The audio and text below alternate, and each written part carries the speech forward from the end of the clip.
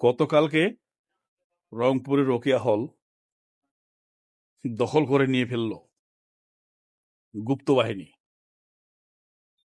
ছাত্রদলের পোলাপানদের মায়ের পিঠ দিয়ে বের করে দেওয়া হলো। কিন্তু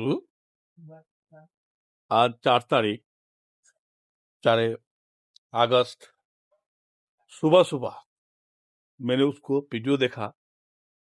जहांगीरनगर और दूसरा भी कॉलेज है, गुप्तों को एक साथ पीट के निकल दिया।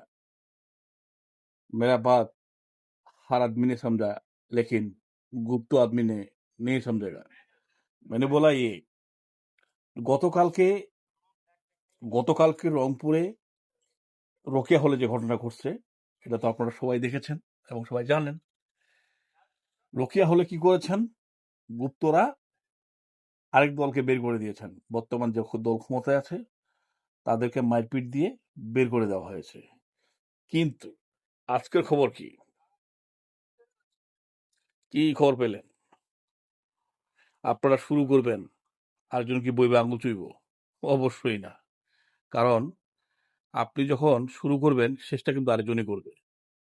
তো কি হলো জাহাঙ্গীরনগরে? কি খেলা দেখলেন? মজা লাগা?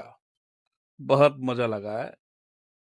ভাইজান, ইট মারলে পাটকেল খেতে হবে, এটা সত্য কথা। কারণ আপনি যদি যন্ত্রণা দেন, আপনাকে আরো তীব্র যন্ত্রণা দিবে। এটাই নিয়ম, এটা নিয়ম, এটাই রীতিনীতি। আপনি একজনের মাথার উপর হাত রাখবেন, ওই ব্যক্তিটা আপনাকে কলিজার ভিতর ঢুকে, এটা হলো নিয়ম। আপনি আমাকে আঘাত করবেন, আপনাকে তো আমি ছাড়বো না, বা আমার কেউ তো ছাড়বে না। কথা বুঝছেন? অতএব শক্তি হানাহানি রাহাজানি করে কখনো ভালো থাকা যায় না।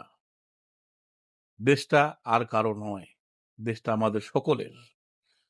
সকলে মিলে মিশে দেশটাকে কিভাবে সামনে এগিয়ে নেওয়া যাবে সেই চিন্তাধারা করে সকলকে কাজ করা উচিত। অতএব বাটপারি নয়, দালালি নয়,